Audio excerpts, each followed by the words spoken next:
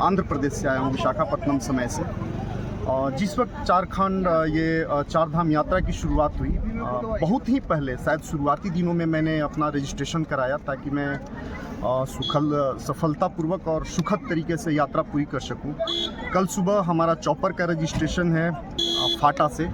मैं अपने परिवार और परिजनों के सहित फंसा हुआ हूं। मैं 10 तारीख से यात्रा मैंने शुरू करी विशाखापट्टनम से बाई एयर। दिल्ली आया, दिल्ली से उत्तराखंड, हरिद्वार और ऋषिकेश तक समस्या नहीं हुई। लेकिन उसके बाद जिन परेशानियों का सामना मैं कर रहा हूँ, शायद जीवन में मैंने ऐसा पहले कभी नहीं महसूस किया इस 45 वर्ष की उम्र तक। और निश्चिततः मेरे जो परिजन हैं और जो लोग हैं उनको कहूँगा कि भगवान ने यदि सक्षम बनाया तो 4 लाख रुपए खर्च करके चारधाम यात्रा करिए, अन्यथा मत आइए, कल्पना मत करिए।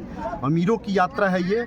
प्रशासन पूरी तरीके से विफल दिख रहा है। यदि रजिस्ट्रेशन कराना था, रजिस्ट्रेशन किया हमने, तो हमें स्लॉट मिलना था कि इस तारीख के ही लोग जा पाएंगे। हमारे देश में उदाहरण है ऐसे मंदिरों के जहां पे लोग यहाँ से ज़्यादा दर्शन करते हैं। मैं उदाहरण देना चाहूँगा, चूँकि मैं विशाखापट्टनम से हूँ। तिरुपति में भारत में सबसे ज़्यादा लोग दर्शन करते हैं। तिरुपति बालाजी मंदिर में पिछले वर्ष के रिकॉर्ड 3 करोड़ से ज़्यादा श्रद्धालुओं ने यात्रा की। लेकिन एक यात्री को एक असुविधा नहीं हो सकती।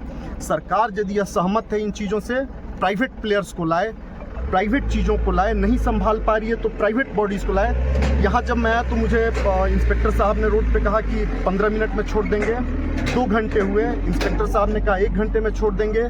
एसडीएम साहिबा आई, उनसे भी मैंने वार्तालाप करी।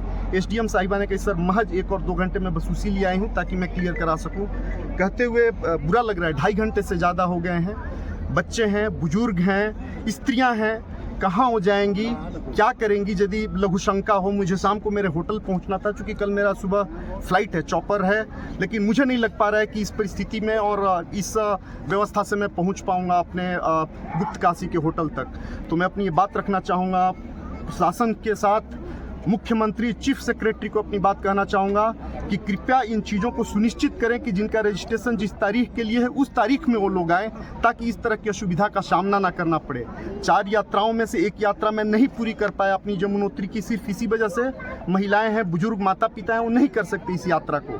तो मैं कहता हूँ कि कृपया इस चीज़ों को ध्यान दिया जाए, शासन और प्रशासन इस चीज़ों पर ध्यान दे कि जो लोगों का जिस तारीख में रजिस्ट्रेशन है उन्हीं को सिर्फ आने दिया जाए।